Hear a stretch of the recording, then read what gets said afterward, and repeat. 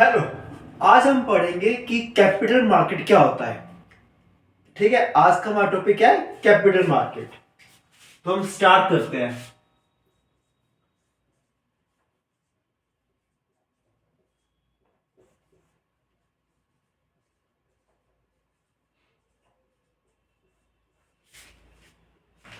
Capital market वो होता है जिसके अंदर equity securities, bonds, mutual funds, ETF, हमारे कमोडिटीज, फॉरेन एक्सचेंज, डेरिवेटिव्स, ये सब कुछ बाइंग एंड सेलिंग होते हैं इनकी, मतलब इन सबका ट्रेड होता है। ठीक है, तो क्या होता है कैपिटल मार्केट में? Buying and selling of securities. ठीक है, कैपिटल मार्केट में सिक्योरिटीज की बाइंग एंड सेलिंग्स होती है। ठीक है, अब आते हैं सिक्योरिटीज। कौन कौन सी सिक्योरिटीज की बाइंग एंड सेलिंग होती है कैपिटल मार्केट में?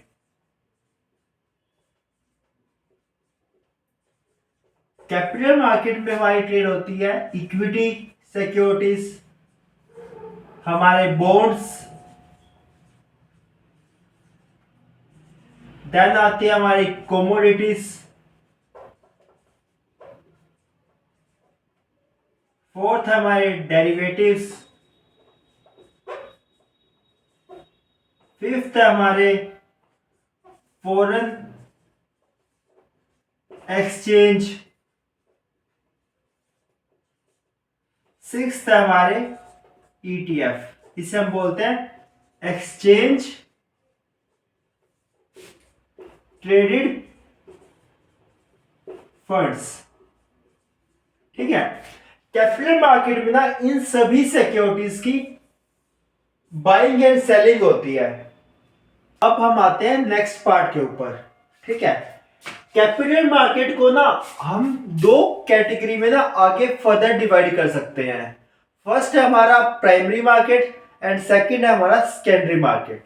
ठीक है, हम अपने कैपिटल मार्केट को फर्दर टू पार्ट्स में डिवाइड करते हैं, प्राइमरी एंड सेकेंडरी। अब इन दोनों में डिफरेंस क्या होता है? प्राइमरी मार्केट क्या होता है? जब कोई सिक्योरिटी फर्स्ट टाइम पब्लिक को ऑफर होती है उसे हम बोलते हैं प्राइमरी मार्केट। ठीक है, और सेकेंडरी मार्केट क्या होता है? जो सिक्योरिटी प्री लिस्टेड होती हैं उन सिक्योरिटीज का बाइंग एंड सेलिंग होता है सेकेंडरी मार्केट के अंदर। और प्राइमरी मार्केट में क्या होता है कि जो सिक्योरिटी होते हैं ना वो फर्स्ट टाइम पब्लिक को ऑफर की जाती है, जिसे हम आईपीओ भी बोलते हैं, that is initial public offer. Because ये सिक्योरिटीज फर्स्ट टाइम पब्लिक को ऑफर की जाती है। ठीक है, एक किसी भी, देखो लगा लो किसी स्टॉक का, लगा लो किसी कंपनी का, जैसे कि टाटा टेक का, जब आईपीओ आया तो वो फर्स्ट टाइम पब्लिक को ऑफर की गई वो सिक्योरिटीज। जब उसका आईपीओ आ गया, फर्स्ट टाइम वो पब्लिक ऑफर हुई, देन उनकी बाइंग एंड सेलिंग उसके बाद वो सेकेंडरी मार्केट में होती है। ठीक है, ये है डिफरेंस। चलो मैं आपको रिपीट कर देता हूं। देखो, एक कैपिटल मार्केट होता है ना, वो फर्दर टू पार्ट्स में डिवाइड होता है। First is primary market and second is secondary market. Primary market में क्या होता है कि सिक्योरिटी फर्स्ट टाइम पब्लिक को ऑफर की जाती है, उसे हम बोलते हैं प्राइमरी मार्केट। सेकेंडरी मार्केट क्या होता है कि जो सिक्योरिटीज प्री लिस्टेड है उनका वहां पे बाइंग एंड सेलिंग होता है। ठीक है, तो अब हम इन प्राइमरी मार्केट और सेकेंडरी मार्केट को डिटेल्स के अंदर पढ़ेंगे कि क्या होता है, फुल एक्सप्लेन करेंगे कि प्राइमरी मार्केट क्या होता है और सेकेंडरी मार्केट क्या होता है। अब हम स्टडी करते हैं प्राइमरी मार्केट को। ठीक है, प्राइमरी मार्केट क्या होता है, अब हम डिटेल में पढ़ेंगे प्राइमरी मार्केट के बारे में। प्राइमरी मार्केट में ना क्या होता है कि जो सिक्योरिटी होती है वो फर्स्ट टाइम पब्लिक को ऑफर की जाती है, ठीक है, फर्स्ट टाइम, इसलिए हम इसको आईपीओ भी बोलते हैं, जिसकी फुल फॉर्म होती है इनिशियल पब्लिक ऑफर। बिकॉज वो सिक्योरिटी पब्लिक को फर्स्ट टाइम ऑफर की जाती है, ठीक है, उसे उस मार्केट को हम बोलते हैं हमारा प्राइमरी मार्केट।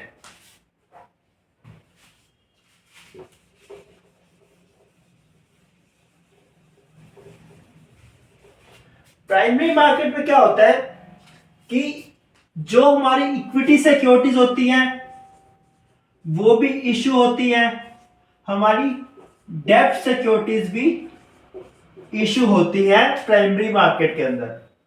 हमने मोस्टली क्या है कि हमने सुना हुआ है कि करंटली अब इस कंपनी का आईपीओ आ गया, अब XYZ कंपनी का आईपीओ आ गया, अब ABC कंपनी का आईपीओ आ गया। हम मोस्टली फोकस करते हैं इक्विटी के ऊपर, ठीक है, लेकिन कैसे इक्विटी का आईपीओ आता है वैसे ही डेब्ट का, जो डेब्ट सिक्योरिटीज होती हैं, मतलब कि कैसे किसी कंपनी के ने अपने बॉन्ड्स इशू किए, ठीक है, तो डिटेल इन्वेस्टर इन बॉन्ड्स को भी परचेज कर सकता है, उनका भी एक आईपीओ आता है, ठीक है। अब हम इक्विटी और डेब्ट इन दोनों के प्राइमरी मार्केट के बारे में पढ़ेंगे, ठीक है। फर्स्टली हम फोकस करते हैं इक्विटी के ऊपर। इंडिया के अंदर जो इक्विटी का आईपीओ आता है उसको हम टू कैटेगरीज में डिवाइड कर सकते हैं, ठीक है। एक आईपीओ आते हैं उसे हम बोलते हैं मेन बोर्ड आईपीओ, और एक हमारा सेकंड होता है एसएमई आईपीओ, ठीक है। इससे इसका फुल फॉर्म होता है स्मॉल एंड मीडियम एंटरप्राइज, ठीक है। अब क्या होता है कि जो मेन बोर्ड वाला आईपीओ है ना, जब किसी कंपनी ने बहुत बड़ी अमाउंट रेज करनी होती है और जो कंपनी अच्छी तरह एस्टेब्लिश है, मतलब जिसके रिवेन्यू बहुत अच्छे हैं, वो कंपनीज आती है मेन बोर्ड आईपीओ के अंदर। जो नए नए स्टार्टअप्स आते हैं, मतलब जो जिनका रिवेन्यू का लेवल बहुत कम है, वो आते हैं एसएमई आईपीओ के अंदर, ठीक है। ये डिफरेंस है मेन बोर्ड और एसएमई आईपीओ के अंदर। अगर किसी रिटेल इन्वेस्टर ने मेन बोर्ड आईपीओ के अंदर इन्वेस्ट करना हो तो नियरली मिनिमम 15,000 अमाउंट चाहिए होती है हमें एक लॉट को अप्लाई करने के लिए, और वही अगर हमें किसी रिटेल इन्वेस्टर को एसएमई आईपीओ में अप्लाई करना हो तो ₹1 लाख के अराउंड ये मिनिमम है, कि मिनिमम 1 लाख उस रिटेल इन्वेस्टर को चाहिए उस एसएमई आईपीओ में अप्लाई करने के लिए, ठीक है।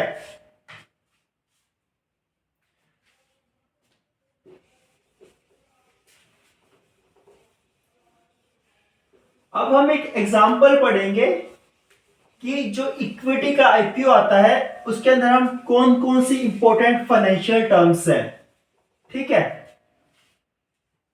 अब हम यहां एग्जांपल यूज कर रहे हैं टाटा टेक्नोलॉजीज का, जिसका प्रीवियस ईयर ही आईपीओ आया था, ठीक है। इस कंपनी का जो आईपीओ प्राइस था एक शेयर का वो था ₹500, ठीक है, और इसका लोट साइज था 30 शेयर्स का। सो अगर हम मल्टीप्लाई करें 500 को 30 से तो हमें ₹15,000 रिक्वायर्ड थे एक लोट को अप्लाई करने के लिए, ठीक है। बाकी अगर किसी रिटेल इन्वेस्टर ने अगर टाटा टेक के शेयर में इन्वेस्ट करना था या फिर अप्लाई करना था आईपीओ के अंदर, तो उसे 15,000 रुपीज चाहिए थे उस आईपीओ को अप्लाई करने के लिए। अब क्या होता है, अब हम दो इंपॉर्टेंट टर्म्स पढ़ेंगे इक्विटी आईपीओ की, ठीक है। एक होता है हमारा फ्रेश इशू और एक सेकंड होता है हमारा ऑफर फॉर सेल। अब इन दोनों में डिफरेंस क्या होता है, जब एक कंपनी, ठीक है, वो एक न्यू शेयर सेल करती है, ठीक है। बाकी एक कंपनी जैसे टाटा टेक है, टाटा टेक ने नए शेयर अप्लाई इशू किए, उसे हम बोलते हैं फ्रेश इशू, ठीक है। अब फ्रेश इशू के शेयर को सेल करके जो भी पैसे कलेक्ट होंगे वो सारे पैसे जाते हैं कंपनी के पास। अगर टाटा टेक ने फ्रेश इशू किया होता, एग्जांपल मान लो कि टाटा टेक ने ना 500 सीआर का फ्रेश इशू किया, तो ये जो 500 करोड़ होंगे ना, ये जाएंगे टाटा टेक के पास और टाटा टेक इसको अपनी ग्रोथ के लिए यूज करेगा, ठीक है। वही अब सेकंड साइड है ऑफर फॉर सेल, ठीक है। ऑफर फॉर सेल में क्या होता है कि जो अभी करंट इन्वेस्टर्स है, ठीक है, जो अभी करंट इन्वेस्टर्स है या फिर प्रमोटर्स है, वो अपना स्टेक सेल कर देते हैं, ठीक है। उसे हम बोलते हैं ऑफर फॉर सेल। जैसे कि इस आईपीओ के अंदर प्रमोटर है टाटा मोटर्स, टाटा मोटर्स ये है promoter of Tata Tech. Tata Tech Motors ने जब अपना स्टेक सेल किया तो उसे हम बोलते हैं offer for cell. Offer for cell से जो भी अमाउंट कलेक्ट होती है वो जाती है उस इन्वेस्टर के पास जिसने अपना पोर्शन सेल किया है, वो वाली अमाउंट दोबारा कंपनी के पास नहीं जाती।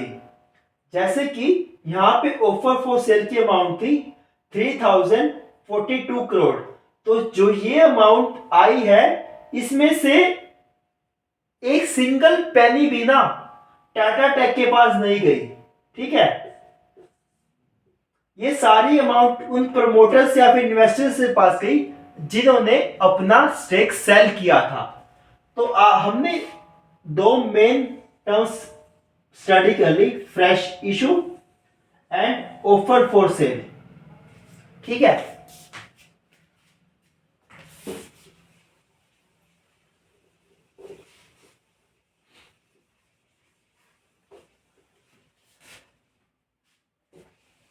अब हम एक और न्यू टर्म पढ़ते हैं, ठीक है, इसको हम रख देते हैं साइड में। हम पढ़ते हैं GMP, grey market premium.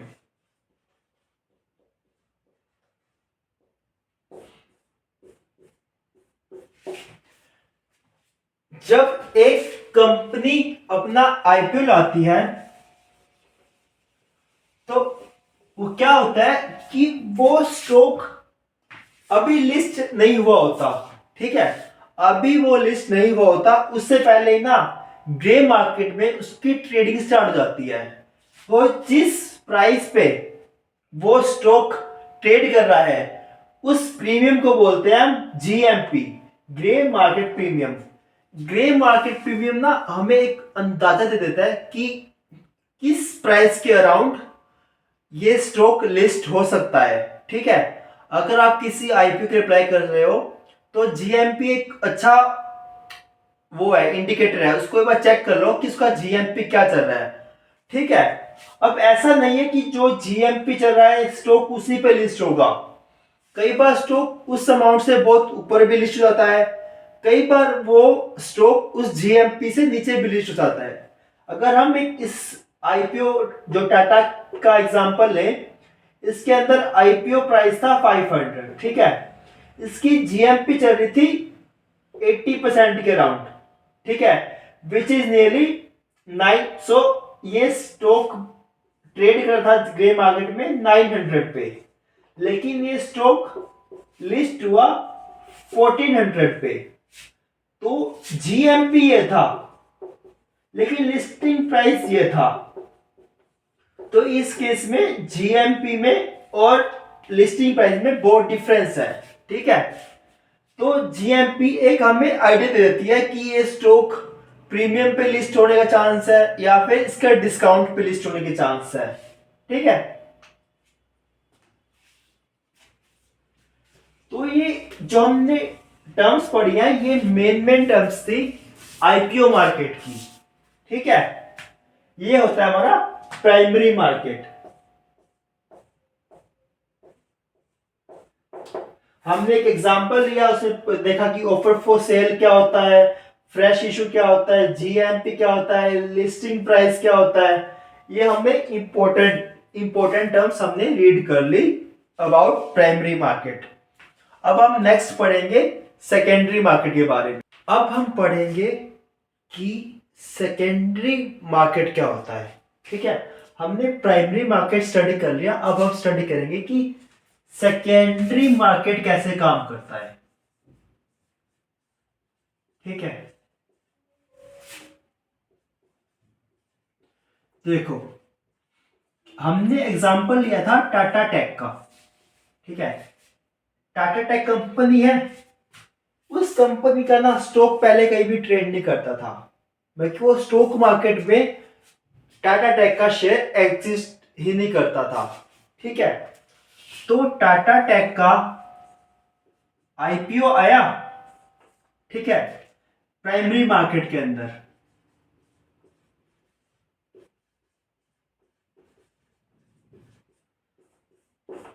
Tata take का आईपीओ आया प्राइमरी मार्केट के अंदर, ठीक है। इन्वेस्टर्स ने उसके बाय किया, इन्वेस्टर्स बोट दैट स्टॉक, ठीक है। अब जो ये शेयर आ गया है इन्वेस्टर के पास, वो आगे इस शेयर को बाइंग एंड सेलिंग कैसे करेगा? वो करेगा उन शेयर्स की buying and selling secondary market के अंदर।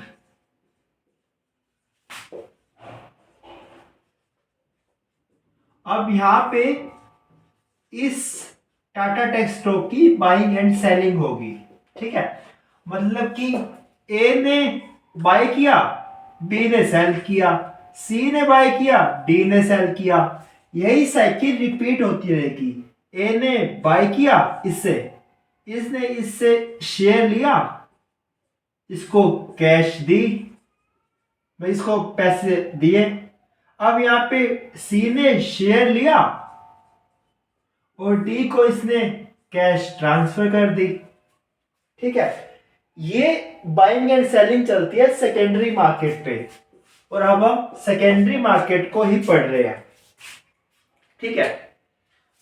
अब क्या है कि हमने बाइंग एंड सेलिंग करनी है शेयर की, ठीक है।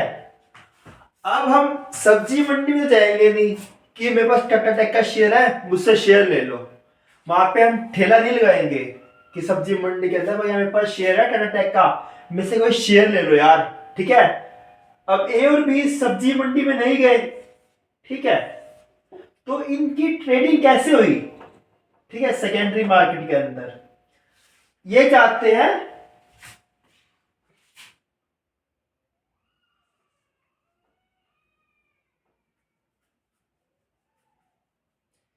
एक्सचेंजेस पे।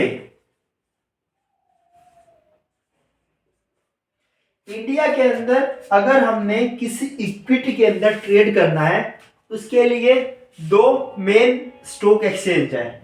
First is NSE and second is BSE.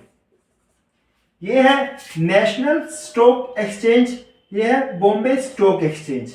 ठीक है, अगर किसी भी इन्वेस्टर्स ने, बल्कि ए ने, बी ने, सी ने, डी ने इंडिया में शेयर्स बाय एंड सेल करने हैं, इक्विटी शेयर्स, तो वो स्टॉक एक्सचेंज पे जाते हैं अपने स्टॉक को ट्रेड करने के लिए, एनएससी और बीएसई। अगर हम कमोडिटीज में डील कर रहे हैं तो कमोडिटीज के अलग एक्सचेंज होते हैं। कमोडिटीज, जो कमोडिटीज होती हैं जैसे कि गोल्ड, सिल्वर, ये इन स्टॉक्स पे ट्रेड नहीं होती, वो अलग स्टॉक पे ट्रेड होती हैं। ठीक है, अभी लेकिन हम सिर्फ इक्विटी के पोर्शन पे फोकस कर रहे हैं, तो हमें सिर्फ अभी एनएससी और बीएससी को जानने में इंटरेस्ट है। ठीक है, अब हमने ये पढ़ लिया कि ये एनएससी और बीएससी पे ट्रेड होते हैं, लेकिन इन ट्रेड की सेटलमेंट कैसे होती है, मतलब बाइंग एंड सेलिंग कैसे काम करती है। देखो, इंडिया की जो स्टॉक मार्केट टाइमिंग है ना, वो है 9 to 3:30। ठीक है, वो ओपन रहता है Monday to Friday except national holidays. ठीक है, अब किसी ने बाइंग एंड सेलिंग करनी है अपने शेयर की, फॉर एग्जांपल ए है, ठीक है, उसको ना शेयर बाय करना है, ए को शेयर बाय करना है टाटा टेक का। स्टॉक पे 1400 पे लिस्ट हुआ, ठीक है, लगा लो। ठीक है, उसके बाद प्राइस ऊपर जाता है। ए ने कहा कि मुझे ना कुछ दिन बाद सोचा कि मैं ना 1300 का मुझे एक शेयर लेना है टाटा टेक का। ठीक है, ए ने बाय करना है, ए वांट्स टू बाय एट 1300, लेकिन बी कहता है कि मैं तो सेल करूंगा 1301 पे। ठीक है, अभी हम सिर्फ इन दो इन्वेस्टर्स की बात कर रहे हैं, क्योंकि ठीक है एग्जाम्पल के तौर पे, but in actual stock market में लाखों लोग ट्रेड कर रहे होते हैं। ठीक है, लेकिन समझने के लिए हम सिर्फ ए और बी की बात कर रहे हैं। ठीक है, ए कह रहा है मैं 1300 में लूंगा, बी कह रहा है मैं 1301 में सेल करूंगा, तो यहां पे ट्रेड हो ही नहीं पाएगी। ठीक है, अब क्या है, सी है, सी कहता है कि मैं 1300 पे बाय करना चाहता हूं, और बी कहता है कि मैं भी अब ना 1300 पे सेल कर रहा हूं। तो यहां पे बाइंग प्राइस और सेलिंग प्राइस वो मैच हो गए। ठीक है, तो यहां पे ट्रेड एग्जीक्यूट हो जाएगी 1300 पे। ठीक है, अब आते हैं, ये हो गया हमारा केस नंबर 1, ये हो गया केस 2। स्टॉक मार्केट में ना ट्रेडिंग एग्जीक्यूट होती है एट ए प्राइस, वो होता है जहां पे best bid and best ask price match होते हैं। जहां पे best bid price and best ask price match आते हैं, वहीं पे ट्रेडिंग एग्जीक्यूट हो जाती है। ठीक है, अब इसका मीनिंग क्या है कि बेस्ट क्या होगा, best bid and best ask, highest price वो होता है हमारा बेस्ट बिड, और बेस्ट आस्क क्या होता है, lowest sell price. Highest buy price and lowest sell price वो होता है हमारा best bid and best ask. जहां पे दोनों मैच जाते हैं वहीं पे ट्रेडिंग एग्जीक्यूट हो जाती है।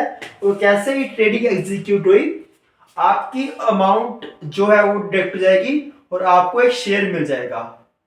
उसी टाइम शेयर आपके डीमैट अकाउंट में नहीं आता, वो T+2 डेज लगता है उसको आपके अकाउंट में आने में। लेकिन वहां पे हमारी ट्रेडिंग एग्जीक्यूट हो जाती है, जहां पे हमारा best bid price and best ask price match जाते हैं। ठीक है, तो यही मेन मेन पॉइंट्स हमने पढ़ लिए प्राइमरी मार्केट में एंड सेकेंडरी मार्केट में। Thank you.